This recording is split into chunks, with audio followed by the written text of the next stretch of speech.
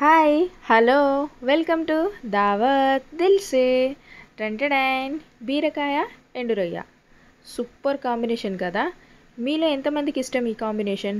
ఎవరైనా ఎప్పుడైనా ట్రై చేశారా? చేస్తే మాత్రం అస్సలు వదిలిపెట్టరు, అంతగా బాగుంటుంది.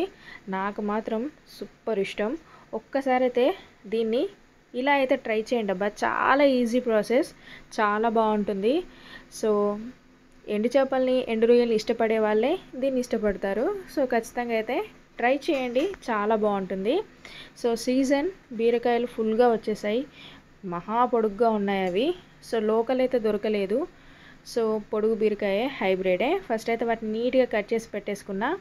రొయ్యలు ఈ మాత్రం తీసుకున్నా, ఇది 20 రూపాయలండి నాకు. సో వాటిని 2 టైమ్స్ బాగా కడిగేసి వాటర్లో నానబెట్టేసి తర్వాత వాటర్ నుంచి తీసేసి పక్కన పెట్టేసా. బీరకాయ ముక్కలు 1/2 కేజీ వరకు ఉన్నాయి. తొక్క తీసి చిన్న చిన్న ముక్కలు చేసేసుకొని ఫస్ట్ అయితే దాన్ని ఉప్పు, కారం, పసుపు, ధనియా పౌడర్, జీరా పౌడర్ వేసేసి మ్యారినేషన్ చేసేసుకుందాం. సో బీరకాయ ముక్కల్ని మ్యారినేషన్ ఏంటి అనుకుంటున్నారా? సో నాకు ఇది అలవాటండి, ఇలానే చేస్తాను.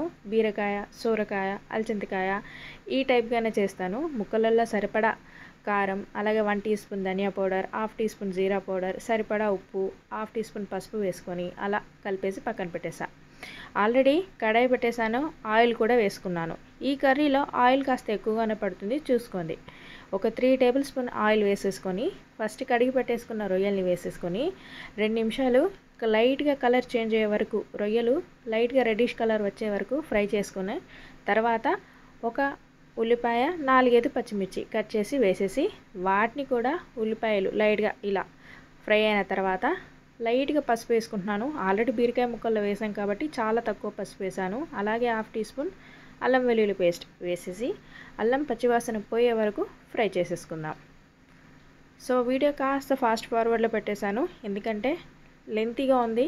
సో మీరు కూడా అంతసేపు చూడడానికి ఇబ్బంది పడతారేమో అని కొంచెం ఫాస్ట్ ఫార్వర్డ్లో పెట్టేసాం. అల్లం వెల్లుల్లి బాగా ఫ్రై అయిన తర్వాత ఇందాక మనం కలిపి పెట్టేసుకున్నాం కదా బీరకాయ, ఆ ముక్కల్ని వేసుకుందాం. వేసేసి బీరకాయలో వాటర్ కంటెంట్ కాబట్టి సో ఎక్కువ వాటర్ అవసరం లేదు. దీంట్లో సిమ్లో పెట్టేసి ఒక 5 నిమిషాలు బాగా ఫ్రై చేసుకుందాం. ఓకే, అడుగంటుతుంది. సో నేను స్టీల్ది తీసుకున్నాను కదా, తొందరగా అడుగంటుతుంది. ఇప్పుడు కట్ చేసి పెట్టుకున్న 2 టమాటాలను కూడా వేసేసి బాగా కలుపుకుందాం.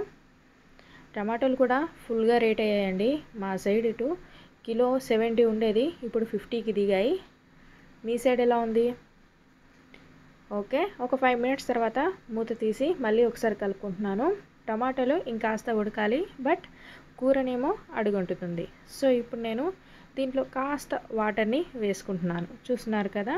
ఈ గరిటెలతో 2 గరిటెలు అలా వేసేసి ఒక్కసారి కలిపేసుకుంటున్నా. ఇప్పుడు టమాటాలు కూడా నాకు పర్ఫెక్ట్గా ఉడికిపోతుంది, అలాగే బీరకాయ కూడా పర్ఫెక్ట్గా ఉడికిపోతుంది.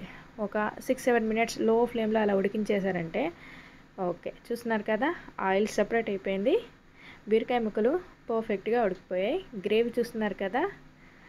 ఓకే, చెక్ చేద్దాం. ఓకే, చూస్తున్నారు కదా బీరకాయ సూపర్గా ఉడికిపోయింది. లేత బీరకాయలు చాలా బాగున్నాయి టేస్ట్. ఒకసారి బాగా కలిపేసుకున్న తర్వాత లాస్ట్ ఫైనల్గా కొత్తిమీర వేసేసి కలిపేసుకోవడమే. ఆహా, చూడ్డానికి ఎంత కలర్ఫుల్గా ఉంది. ఒక 2 నిమిషాలు కొత్తిమీర వేసేసాం కదా, ఆ ఫ్లేవర్ కూడా కర్రీకి అంతా పట్టేలా ఒక 2 నిమిషాలు అలా ఉంచేసి స్టవ్ ఆఫ్ చేసేసుకుంటే బీరకాయ ఎండు రొయ్య రెడీ.